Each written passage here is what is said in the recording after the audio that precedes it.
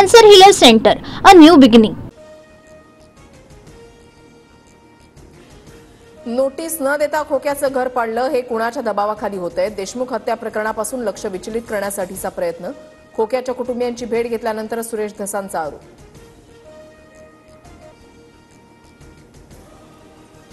फडणवीसांना औरंगजेब म्हणणं म्हणजे सूर्यावर थुंकण्याचा बालिश प्रयत्न. मात्र महाराष्ट्रामधील जनता सुज्ञ. काँग्रेस आणि हर्षवर्धन सपकाळांना जागा दाखवेल. फडणवीसांवरील टीकेला बावनकुळेंचं प्रत्युत्तर. हिंदुत्ववादी संघटनांनी दिलेल्या इशाऱ्यानंतर औरंगजेबाच्या कबरीची सुरक्षा व्यवस्था वाढवली. कबरीच्या प्रवेशद्वारावर एकच व्यक्ती प्रवेश करेल अशी बॅरिकेडिंग. मुख्य दरवाजाही पोलिसांकडून बंद. पुण्यात औरंगजेब समजून बहादूर शाह जफरचा फोटो जाळला. पतित पावन संघटनेच्या आंदोलनामधला प्रकार.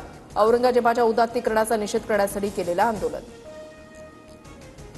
विधान परिषद पोटनिवडणुकीसाठी अर्ज दाखल करण्याचा उद्या शेवटचा दिवस. शिवसेनेतून चंद्रकांत रघुवंशींचं नाव चर्चेत, तर राष्ट्रवादीच्या उमेदवाराच्या नावाची घोषणा होणं बाकी.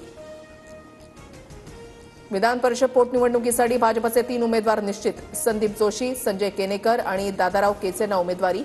भाजपकडून सामाजिक समतोल राखण्याचा प्रयत्न. अजितदादांच्या राष्ट्रवादीमध्ये विधान परिषदेसाठी 75 इच्छुकांचे अर्ज. उमेश पाटील, जिशान सिद्दीकी यांची नावं आघाडीवर. मुंबई बँकेचे उपाध्यक्ष सिद्धार्थ कांबळे यांचंही नाव चर्चेत.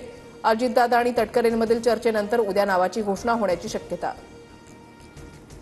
आणखी एका हत्येनं बीड जिल्हा हादरला. आष्टीमध्ये तालुक्यात प्रेम प्रकरणातून तरुणाला मारहाण करत हत्या.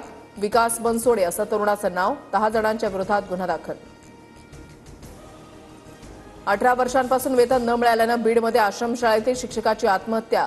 वेतन मागितल्यावर गळफास घे असं उत्तर दिल्याचा मृत धनंजय नागरगोजेंच्या फेसबुक पोस्टमध्ये उल्लेख. माजी खासदार भास्करराव खतगावकर आणि सून मिनल खतगावकर अजितदादांच्या राष्ट्रवादीमध्ये प्रवेश करणार. 23 मार्चला अजितदादांच्या उपस्थितीमध्ये पक्षप्रवेश सोहळा. खतगावकर हे भाजप नेते Ashok चव्हाणांचे मेहुणे. Cancer Healer Center, a new beginning.